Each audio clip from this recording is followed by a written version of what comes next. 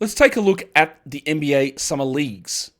California Classic, Utah, and Las Vegas. Michael Bolton, I'm sure he took all the action in. Thanks, Josh. It's Michael Bolton here, and it's time for another episode of the Locked On Fantasy Basketball Podcast. Let's get to it. Let's get to it, indeed. You are Locked On Fantasy, your daily NBA fantasy podcast. Part of the Locked On Podcast Network, your team every day. Hello and welcome to the Locked On Fantasy Basketball Podcast, brought to you by Basketball Monster. My name is Josh Lloyd, and nothing beats a Jet 2 holiday. I'm also the lead fantasy analyst at basketballmonster.com, and thank you for making Locked On Fantasy Basketball your first listen every day. We are free. We are available on all platforms. So, normally I had probably a bit of a longer break this season than what I had had in previous years, maybe an extra week I think I was away. So what I would have done last week is gone through every team and talked about all their performances from NBA Summer League and broken it down and why it matters and all that sort of stuff. Right? That's what I would have done. I won't be doing that today. We are going to talk about the NBA Summer League, but I want to talk with just a little bit of a holistic view on Summer League before we get into much more. Because I was there again this year for, I think, I don't know if it's my 9th or 10th NBA Summer League. I'm not sure. Like, the first one that I was there for was Karl Anthony Towns, Kristaps Porzingis, Jahlil Okafor rookie season. And I think I've missed, well, there was the COVID years that I missed and maybe one other, right? Since then, whatever. Been there all that time. Met a bunch of great people. This time also met a bunch of great people. It's always good to get over there and meet so many guys that I've had on the show and interacted with. So met up with Kingy. Met Dan Besbris for the first time face-to-face. Met up again with Dan Titus. Met up with Noah Rubin for the first time as well. Met up with all of the Locked On guys like Nick from Locked On Mavs, Tony from Locked On Pacers. Met up with Sam Bassini. Met up with, I can just keep going with who else. Maybe I will. I also met up with Brian Schroeder, who's been on the show talking NBA draft, all the No Ceilings guys. Met up with Tyler and Corey, Maxwell, I'm pretty sure. I'm trying to think. There's so many people that we met up with, right? So, guys everywhere. And I went for the first time this year with my son to Summer League. Went all that. This is a long preamble. I am a little worried about NBA Summer League. Back when I first was going, this sounds very nostalgia-based, but it was a different sort of situation. Now you go there, you can buy courtside tickets and corporate catering packages. And I was like, okay, that's not what it used to be. It was always busy, but it wasn't that.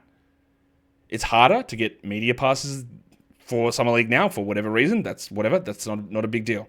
But what the thing is now with NBA Summer League, right? You get there. What it is for someone like me in my job, the point of going is to meet people. It's to meet either people who watch my show or listen and come to me and say hi, and we chat, and they say all that sort of stuff. Or meet people that are my colleagues that I work with, and we catch it up and we talk about rumors through the NBA. Oh, the other person I met, Kane Pittman. You know, Kane, ESPN's greatest Australian import. We meet up with these guys and we talk, right? And that's the benefit for someone like me going there. From an actual NBA analysis point of view, I think it's dead. I think Summer League is not useful at all. I sat there and I was watching, I was going, I don't know what I'm taking out of this. I think that it is useless. And I worry that the thing has become its own entity in terms of the hype around it, and it's Summer League and we do this and we have these things going, we have all this stuff going. But with the way that it is happening, it's actually useless. I have no problem, right, with teams saying if these guys aren't playing. We don't want them playing back-to-backs after they haven't played games in 3 months. They've only been doing workouts. But all of these guys, the very good players that they promote, they play 2 games and they're done. I'm pretty sure Ace Bailey didn't play a single game in Las Vegas. And I get it, because they're pointless. The games are pointless. And it's used this big, glitzy, hey, go watch Cooper Flagg versus Dylan Harper, and they make those guys play and they schedule them there. So after the first 3 days, nobody really plays. And even when they do play, The style of basketball is terrible. The random players, the NPCs on these teams, are trying their best to get NBA contracts or international contracts. So they're ball hogging. I don't know what the analysis is out of it. I know that's a terrible way to start a show talking about, hey, let's talk about Summer League, but I needed to get that out. I think Summer League, as what it used to be, is dead. I don't think it's useful. I don't think it's that entertaining. I don't think that it is outside of, again, media in-wanking. Yes, in-wanking. Like we go there, hey, Lois, good to see you, and we talk like that, but that doesn't mean anything for the general population. I just don't know that it does anything.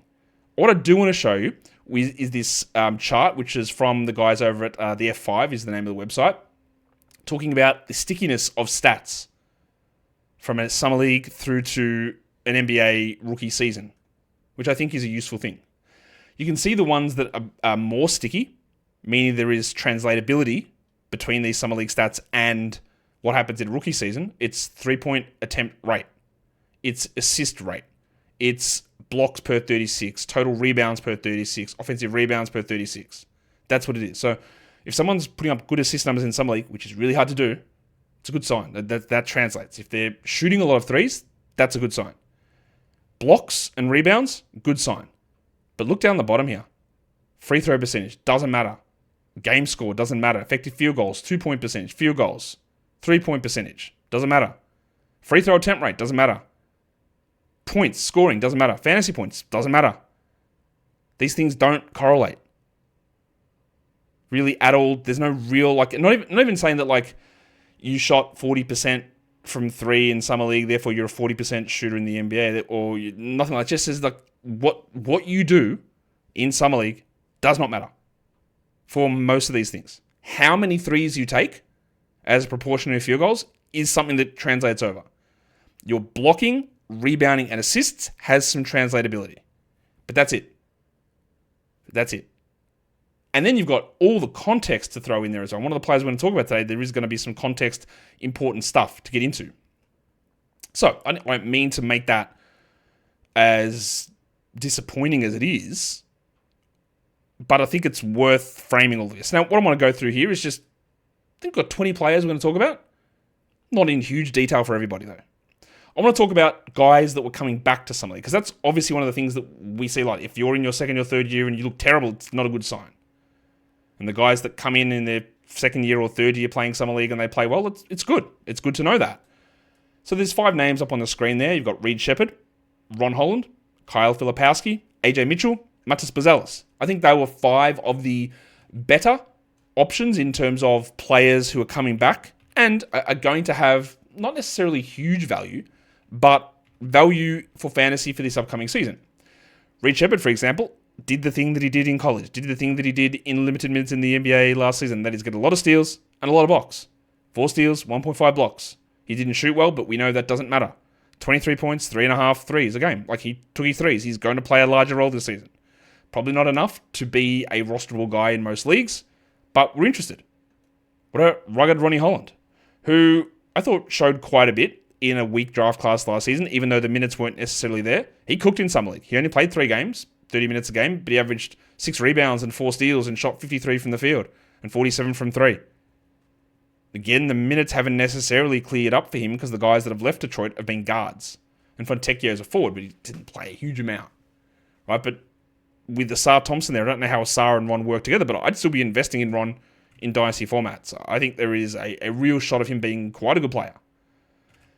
Summer League MVP was Kyle Filipowski. Filipowski was dominant. He averaged 23 and 9. He blocked a shot a game. He shot well from 3. He shot well from the field. He was just too good out there. The similar problems remain in Utah, though, because Walker Kessler exists. Larry Markkinen exists. John Collins doesn't exist on this team anymore, but Taylor Hendricks does. Kyle Filipowski is there. Ace Bailey is a 3/undersized 4. So while we might be, that's great, let's draft Filipowski, is he going to start? I don't think so. It's probably going to be Bailey, Markkinen, and Kessler, I would guess, as the starting 3, 4, and 5. Now, he'll do enough to be useful, and he was really good. And probably he's ahead of Taylor Hendricks, but his defensive games are not really there, Filipowski. Like, he was too good offensively. But that's what he should be doing. So, while it was good to see Filipowski do that, I'm not sure it matters that much. AJ Mitchell is the first of a couple of Thunder guys we're going to talk about. He was on a two-way last year. He was converted to a full-time contract, played some minutes in the finals. He looked good out there. He averaged 25 and 5. He shot the ball well. He just looked like he needed to be out there. But the problem is that he is a backup point guard, and the starting point guard is Shai Gilgeous-Alexander. And there's another point guard that we're going to talk about soon as well, who was a lottery pick last season. I like Mitchell again, but he cooked in this one. I think he's a good player. I think he's a rotation level player, but it doesn't really matter on this squad. The other one that I want to talk about as having a really strong second summer league was Matas Buzelis. He averaged 20 points a game, 1.5 blocks. He got to the line a million times like he did last summer league. I think he goes in pretty comfortably as a starter for the Bulls and will have every shot to be a top 100 player. He did exactly what you wanted him to do. And that is a good thing. I'm going to talk about some second-year guys who were bad, as well as some rookies coming up. Today's episode, though, is brought to you by 5 Hour Energy. It's time to fill up and turn it up with 5 Hour Energy Transfusion. It brings the bold grape, ginger, and lime flavor of your favorite golf drink, minus the alcohol, into a quick, energizing shot. Whether you're sinking birdies or just making memories with friends, this one's a hole-in-one for your energy game. Sometimes when you're out there playing golf, it's hot, man. Like, you are losing that energy. You need that extra boost to stay sharp and stay energized. You might be playing on a high-level course with exorbitant membership fees or just some little chip and putt around the corner with a bunch of mates. Whatever it is, golf is something that brings friends together, and having that extra energy to push through, it can be the difference between losing or bragging rights. Golf is all about good times with good people and good flavors, of course. The grape, ginger, lime flavor gives you the best parts of your clubhouse go-to without chasing down the bev cart. If you go to 5hourenergy.com today, that is the number 5hourenergy.com, you can use the promo code LOCKEDONGOLF to receive 20% off your order. The offer is only valid until September the 30th on one order and cannot be used with other promotions. The code is not good on subscription orders.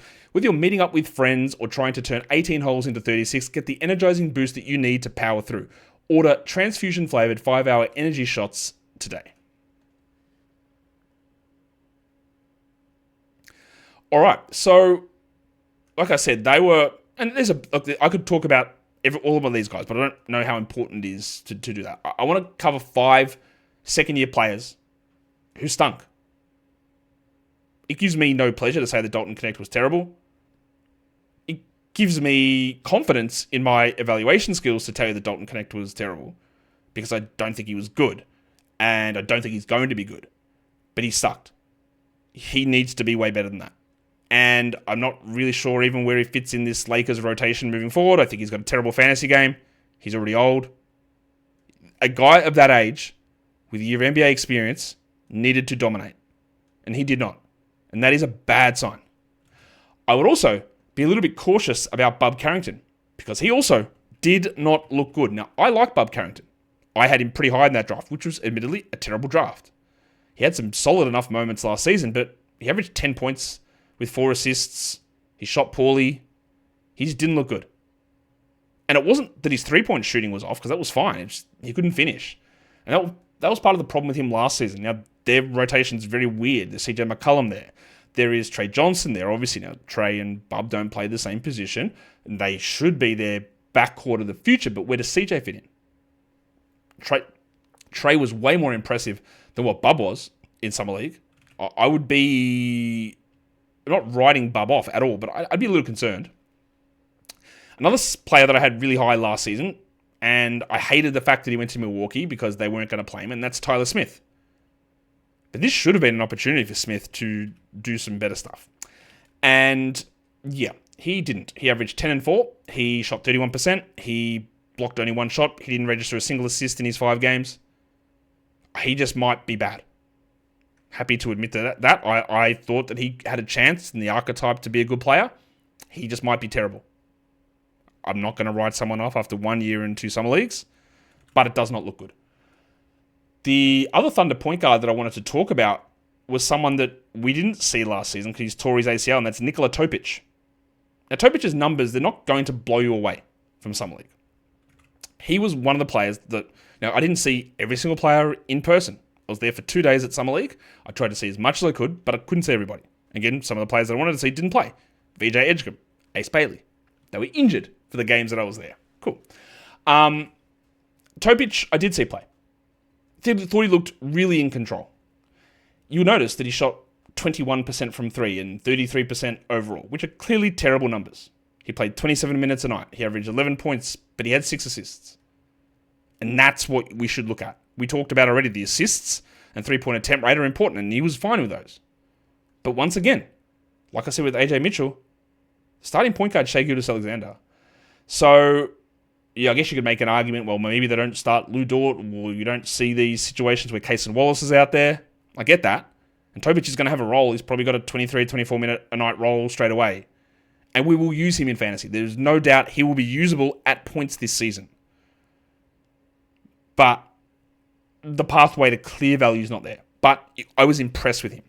The other guy, who we didn't see, well, it's not true. We didn't see at all last season as a rookie. We saw him for one game in Summer League. That's Daron Holmes, who, he was fine. It was good to have him back out there off a torn Achilles, and that takes time to come back from. He averaged 13 and 10. He only blocked one shot in his 4 games. It's not good enough.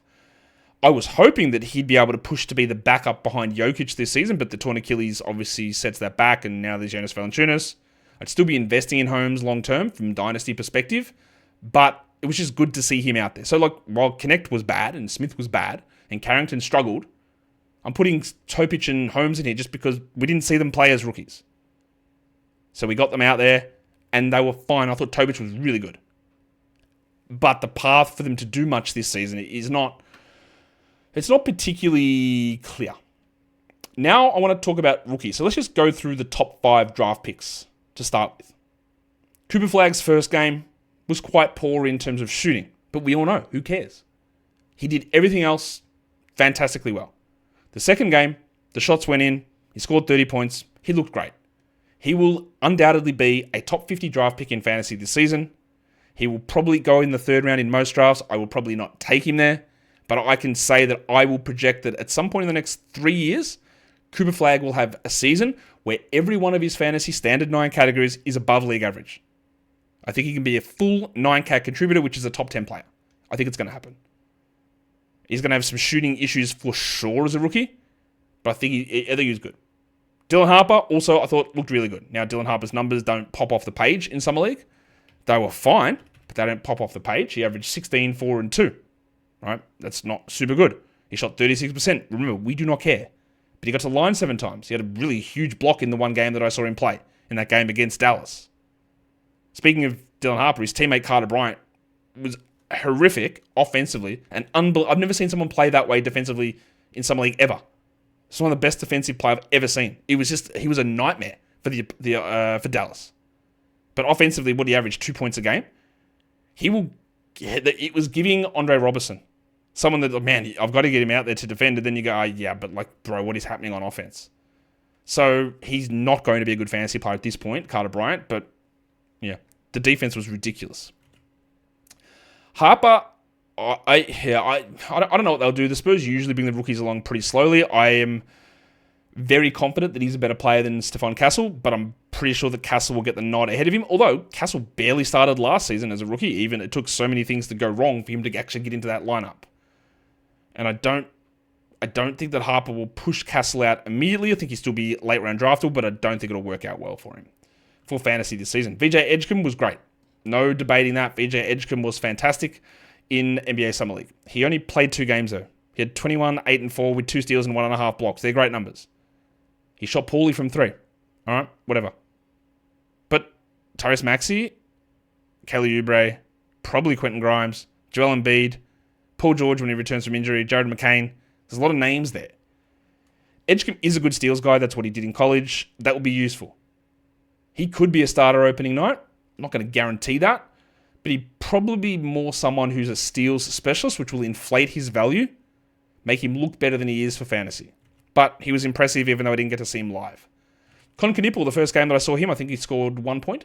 He was really quite poor. He lacked explosion. And I'm a fan of the Areola. But overall, he started as games continued. He looked good. Things were much better for Knipple as we move forward in the tournament. And I don't know. I think there's a chance that he's going to start for Charlotte. He averaged, 16 points in 28 minutes, hit 2 threes, 4 assists. Basically, everything that you thought he would do. He just didn't shoot anywhere near as well as we thought. I think he missed, someone could correct me on this, I think he missed 6 free throws total in his college career, and I think he missed 4 in Summer League. He will be a late draftable guy in fantasy. He sort of did what I wanted. The athleticism concerns were there, for sure, but the role is clear. The last guy I want to talk about out of the top 5 players is Ace Bailey. Again, I did not see him play in Las Vegas because he played 2 games in Utah. Bailey, at times, there were a lot of Jazz people complaining he was being frozen out, not getting shots that he needed to get. He had only 19 usage. He had 13 and 7 on horrific shot percentages, 37 from the field and 50 from the line. He did shoot well from 3, but he does the things that look good, and then he does things that are mind-numbingly bad. And that was part of the problem with him at Rutgers as well. It was a lot of the same stuff. I do think he will start. And I do think that his abilities and his fantasy value will ramp up as the season goes on. But I do worry that his game is going to be so empty that it's going to be maybe useful for points leagues and not for category leagues. Nothing that I saw from Ace Bailey in the games that I watched on TV and the highlights suggests to me that he is any different to how I saw him before. I would have loved to have seen it in person. And again, it's a very hard scenario to evaluate players. But he's got some shot-making skills, but also some decision-making stuff it's pretty rough.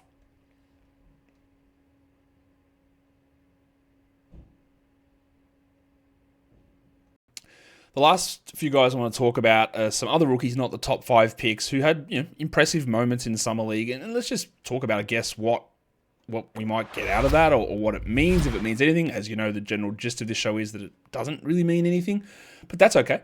Let's start in Sacramento. Let's talk about Nick Clifford, who I think the Kings did a really good job trading with the Thunder to get that pick.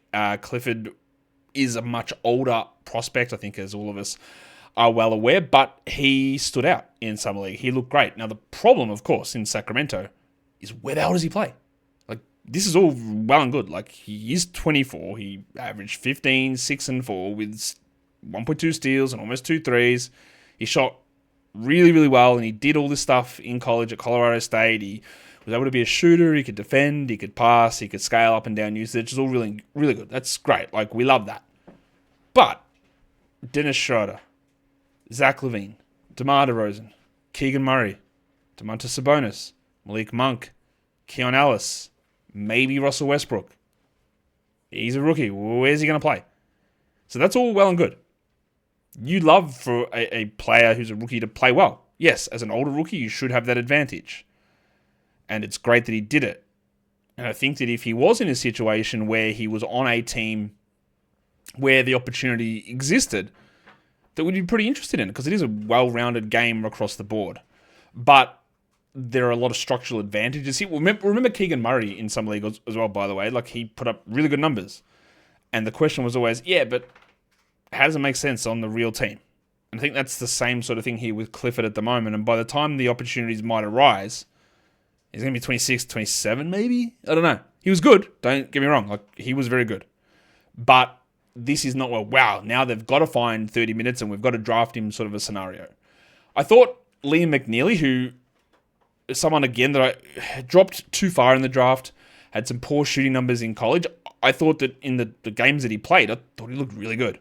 He hit 3 threes a game. He averaged 4 assists a game. He shot the ball really well. He looked really impressive for that Hornets team that won the Summer League Championship. Now, they are a team where he could find minutes pretty easily. He's not going to come in and start straight away. There's Miller, there's Bridges, there's the Areola, there is Colin Sexton, there's Ball, there's whatever is happening at center, but I would imagine the McNeeley as the 29th pick in the draft, the pick that they got back for Mark Williams, he'll be in the rotation immediately. I don't think he's got the greatest fantasy game, but he showed me a few things where I go, okay, that's interesting. The shots were good. He looked comfortable. He was doing stuff on ball. So that's really intriguing. And I wouldn't be shocked if he developed into a starter long term. Again, I had him much higher on my draft board than where he ended up being drafted, but he impressed me even more than I expected to be impressed. Walter Clayton Jr., another player where an older guy, much like Clifford, a guy that was that driving force behind the Florida Championship, in Utah, 26 minutes a game. He hit 3 threes. He had 5 assists, which is good. The shooting numbers were fine. There's some people who will think that he'll just come in and be a starter day one. I'm not sure that's the case. Obviously, they've gotten rid of players like Sexton, like Clarkson. Well, not like Sexton, like Clarkson. Like literally Sexton, Clarkson, Collins. There is still Isaiah Collier. There is still Keontae George, and Ace Bailey, and Markkanen, and Hendricks, and Kessler, and Filipowski. All these guys still exist. And also, the guy that put up probably the best numbers through all of Summer League, which I didn't even talk about in the returners, Bryce Sensabaugh, who was unbelievable. Clayton, again, he is older. He is 22. He will be... I don't know that he's got the most fantasy-friendly game. The assists were interesting. He's short for a 2-guard. I'm not sure he can be a full-time point guard. But it's not like Keontae George or Isaiah Collier are just locked down as starters moving forward. Like, who knows? Is Collier and George the backcourt? I don't know. Is it Collier and Clayton? Is it George and Clayton? I honestly don't know how they're going to run it. But it was impressive what Walter Clayton was doing. One of the guys that drew tons of attention through the draft and then through Summer League was young Hansen, who, again, the Chinese media, huge presence. He's going to have a huge fan base. They've traded, well, they bought out DeAndre Ayton. Who knows what's happening with Rob Williams. Donovan Clingan's going to be the starter. I do not believe that Donovan Clingan will be an every night 30-minute a night center. I'm not sure that Hansen or Young will be that guy. But he was impressive at times. But all of this to say, like, again, you would have heard, wow, look how good young Hansen went. Maybe it wasn't a reach. He was awesome. He averaged 11 points. All right? He averaged 5 rebounds. He still had some of the defensive problems that I think most people thought he would have, hence why they didn't have him in the top 20. The passing numbers, pretty good. 3.8 assists. The blocks, pretty good. 2.3 blocks. They're good numbers in his 25 minutes. I know that Young will be... And when I say Young, it sounds like I'm saying like Trey Young. Like Young Hansen. I'll probably just say the whole name together. So we're clear. He will get drafted in standard leagues. I'm pretty sure. He will get drafted, young Hansen. I think he's going to need 25 minutes minimum to even be a fringe 12-team league guy. I think he's going to be quite poor defensively. I think he's going to have efficiency issues. I don't know that those block numbers will be anything that translates across to the NBA. The passing's good. Like, he had some really solid post moves and the passing was really strong. But I think that it was talked up with him through the Summer League, young Hansen, that he was so dominant and how good he was. And I don't think that's actually accurate. I think there's a little bit of the highlight reel bias going on with him, which is like when he had the good moments, they were great, but then there were some moments that weren't good, and they sort of get swept under the rug. So he, much like Dalton Connect in the past, much like Jaime Jaquez in the past, much like Keegan Murray even in the past, these guys that put up these big pop games through Summer League and even through preseason, and then the bad ones get ignored, and then you're thought to, or you're sort of given the impression that they're better than they are. So he'd just be someone I'd be worried about in that regard. The last guy I want to talk about is one of the Brooklyn first-round picks. Now, we saw a lot of those guys play. Some of them sucked. One of them was Yegor Duman, who apparently that is how you pronounce his name. Deman? It's not Deman. We thought it was Joman. Which, again, I'm still getting that pronunciation wrong. I need to go double-check that, actually.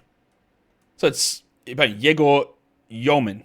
And apparently now, which I've got to actually make sure I'm doing now and writing his name, he's having an umlaut over the E in his name, which is a new thing. He didn't have that at BYU, and I don't have that on the screen, so I should have that. Yegor Yoman. Okay. Now, he was someone, obviously, big, tall point guard, 6'9", good passing numbers, horrific shooting. And the worry was, like, what can he do apart from being a passer? And then this was, again, one of the big things in Summer League that you look at, bro, what he averaged 1 assist a game. What happened? 1 assist, like, he was playing off ball. He wasn't playing as a point guard. So do they think he's a small forward, a power forward? What do they think he is? And then it came out after Summer League. They said, no, we wanted him to play off ball. We want him to get up as many threes as possible. And this will not be what he does when he plays in the NBA. He'll be on ball. And he got up a lot of threes. He hit 3.3 a game. He hit him at 44%, which makes you go, oh, hang on a second. Now, it is Summer League, so the percentage doesn't really matter. But the volume is important. But it's also just a completely different role. I would say that Yeoman is going to be probably the odds-on favorite to be the starting point guard. I'm trying to do Brooklyn's projections at the moment. There's Yeoman, there is Traore, there is Saraf, Then there's just like Keon Johnson, and then there's like, where does Zaire Williams fit in? Where does Tyrese Martin, Jalen Wilson, Noah Clowney, Daron Sharp, Nick Claxton? Like, the team is incredibly weird. If you are going to take a Nets rookie, it's probably going to be Yeoman, but I don't know that this improvement in his percentages is a real thing. And I'm pretty sure that he's going to hit or get more than 1.3 assists, but it was just different. And I think it was a great illustration, a good coda to this show, where you go, well, bro, he's a point guard. Why is he off ball? And in the end, it doesn't mean anything. Because they said, yeah, we're just mucking around. We just wanted to try a completely different thing. So when we're analyzing any other player, we just don't know. Did they tell that player to go out there and say, we want you to only shoot threes. We want you to only drive. We want you on ball. We want you off ball. Like, we want to do things very differently to how we're going to use you just to see what you can do. And we don't know the answers to those questions in most of the cases. So when we're trying to analyze the production, it's all this big complicated mess of how it all fits. So, well, Yeoman was very good at the shooting and it opens your eyes. It's not real. Like, those numbers, they're not sticky, the 3-point percentage. It's not real. The volume was interesting. The role was interesting. Is it real? No, it's not. So, I wanted to talk about those 20 players. I could have talked about others. I could have chucked in Bryce Sensabaugh. I could have chucked in Terrence Shannon Jr., who was really good. I could have talked about Alex Saab, blocking 1 million shots.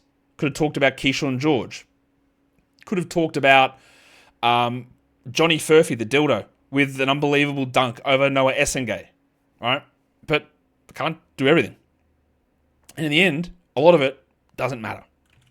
I'm sorry to end the show by saying it doesn't matter, but that's a lot of where Summer League is. I will be doing a Dynasty Rookie re-rank after Summer League. Again, it's not going to change that much because of all the things I just talked about here in Summer League. But there will be some changes. So subscribe to the video. Leave your comments down below. Guys, we are done here. Thank you so much for listening, everyone. Also, before you do that, which player did I miss talking about? Well, not did I miss. Who did you want me to talk about from Summer League that I didn't, and we'll address it in another show? Comments. We are done here. See ya.